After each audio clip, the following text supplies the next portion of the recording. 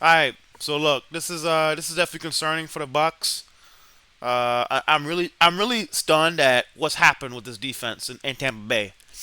We're talking about a defense that's gave up 44 to the Bills, 34 to the Rams. You're talking about 35 points to Seattle. We're talking about 24 points to Tyler Shuck and the Saints. We're talking about 29 points to Kirk Cousins and the Falcons. The same Kirk Cousins that scored 9 points versus a real defensive mastermind and Mike McDonald in Seattle just 4 days ago. So I mean, just go look. The Patriots scored 28. How many? I mean, look how many teams that have tore up the Bucks defense. Go look, and that's how this is concerned. When you come in as a head coach and you are not elite on your side of the ball that you were brought in to be, there has to be real concern. And in this game, 29 points to the Falcons, a third and 28. That's ridiculous. I mean, I don't even. I'm thinking the game's over. First of all, I will say, I'm gonna need the explanation on the fumble that happened. It looked like Hassan Reddick ripped it out of. Kirk Cousins fumbled the ball, and I saw Hassan Reddick come up with it. So I thought the Bucs should have had the ball. I need an explanation on that. Second of all, still it's third and 28, and you give it 14 yards exactly, and then Kyle Pitts underneath. It's third and 28, fourth and 14. There's not a more advantageous position the Bucs could be in than fourth and 28 and third and 28 and fourth and 14. Like, there's not a better position you could be as a defensive guy. If you're Todd Bowles, you should have Kirk Cousins lost, and Kirk Cousins handled it. I just cannot believe they got 28 yards in 2 plays. I mean, it just blows my mind. Like when that stuff is happening, that's when I start questioning, like, in the way the defense has played this year. That's when I start questioning Todd Bowles, because the Bucs are gonna look back and say, man, and I'm sure they're looking right now and say, man, the Bucs shouldn't even be in this position to lose back-to-back games. I mean, look, you lost to the Bills and the Rams, and look, they still shouldn't have lost the way they lost that Rams game was embarrassing. The way, like, it still shouldn't have happened. Well, not shouldn't have happened. It's the way they lose. Like, to give up 44 points to Josh Allen and the Bills. That's unbelievable. Josh Allen had a career game versus the Bucks. Like, Sam Darnold had an MVP performance versus the Bucks. Like, when guys are having their best days against your defense and your defensive mastermind, that's when real concern comes to me to be called about Todd Bowles. And like I said, losing is one thing. I'm still not okay with the way they're losing to some of these teams, but to lose the last two games to the Saints and the Falcons, the Bucks couldn't have had an easier path. They could, like, you have the Saints, the Falcons, and you get the Panthers, Dolphins, Panthers. Like, if you would have won those Saints and Falcons game, we probably would. You all you had to do was probably beat Dolphins and then split one of the Carolina games. Like, but you get what I'm saying. Like, it's just like this. They're gonna look back and say, even if they get in, it shouldn't have came to this. Even if they get in or whether the Bucks get in or not, they look back and say it should not have came to this. It should not have come to the point where the Bucks are having to fight tooth and nail and have to go beat the Panthers probably twice to get in. I'm not sure how that works exactly, but I'm assuming they're gonna have to beat the Panthers twice, most likely, to get in, and they're gonna have to go win some games, and it's gonna be tough because Carolina, I mean, that team is no joke. Bryce Young is no joke, and if this defense shows up versus Carolina, I'm telling you, they're gonna lose both. I'm just telling you. If this Buccaneers defense shows up versus Carolina, they're gonna lose both, and then the Bucs gonna go from team with an MVP level candidate at quarterback, a team that can make a run in the playoffs, to a team that's probably fighting for a top 20 draft pick. That's what it's gonna be, and so it's disappointing what's happened to NBA. But my biggest issue is the defense and how bad that defense has been. And for Todd Bowles, that's on him. He's supposed to be a defensive minded guy. He's supposed to be a guy that his strength is defense. That's what he's known for. That's why he got part of the reason why he got the job, because he's supposed to be a great defensive mind.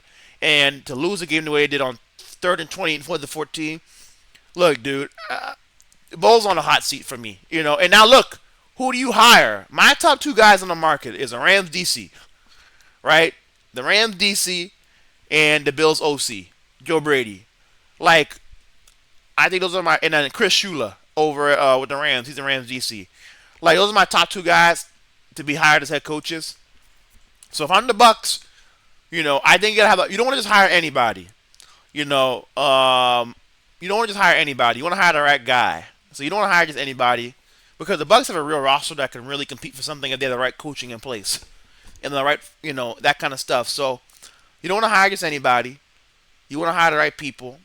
And so if I'm the Bucks, the seat is hot, and we know how this is gonna go. They're gonna get tore up, and the Panthers are gonna get in the playoffs because Dave Canales is a real head coach, and he knows what the hell he's doing.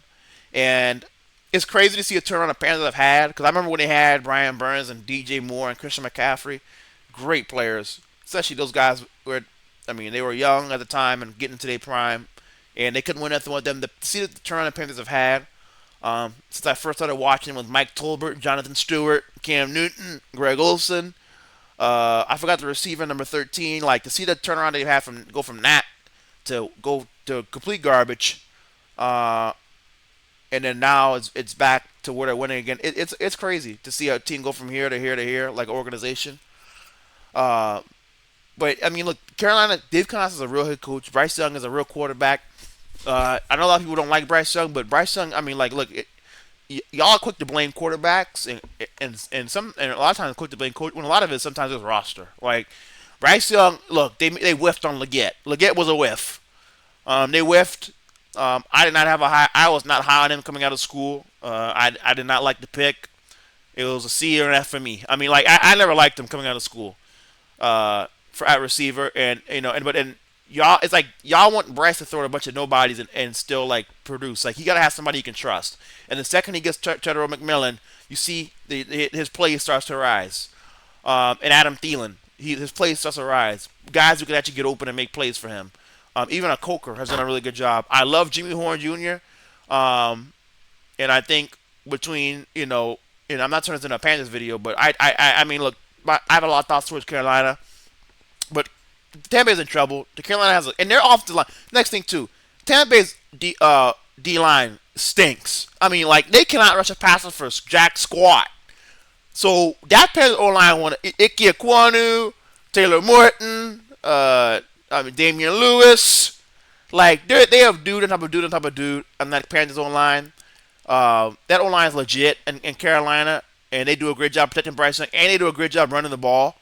So it's like if this Bucs D line and this Bucs front seven is going to have to bring it these next two out of three games versus Carolina, with that in the line of scrimmage, and then Derek Brown can get after you. They got some guys so this Carolina team is legit, and I know that they smell the problem with Tampa Bay now is too they smell blood in the water.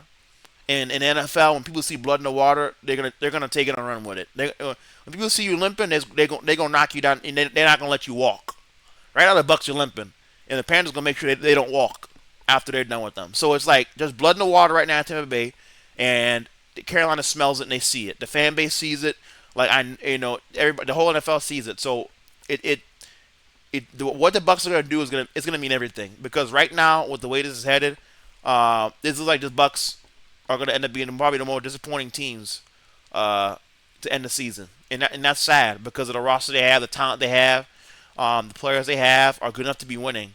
But like I said, I think if you're the Bucs, I think the top two guys for me or anybody that's looking for a head coach is Joe Brady and Chris Shula, to be honest. I'd love to hear other names that y'all have, but those are my top two guys that I trust could be really good or I feel like I've done a good enough job at the coordinator spot and deserve a chance to be a head coach and see what they can do. But like I said, the Bucs, this is an interesting spot what they're going to do. And Bulls, I mean, it's pathetic at the end of the day. It's pathetic. It needs to be better. Especially defensively, it's just been a consistent issue with them on that defense. Rushing the passer, I mean, everything. Trayvon Henderson had a day running the ball versus the Bucs. I mean, so it's like it's been a consistent issue. B. Johnson had a day-to-day running the ball. Like stopping the run, I mean, that's not the trend you want to have. Josh Allen, Sam Darnold having career days, passing the ball, and it's just having career performances. It's just not what you want to, not what you want to have when you have a defensive-minded head coach. So this is definitely interesting. It's frustrating because the Bucs, we have a chance to really make a run. I'm being serious, they really do. But just I don't think they have the coaching, man. We'll see what they do, but this is definitely disappointing, and Todd Bowles needs to wake the hell up or he's going to be out of a job here soon.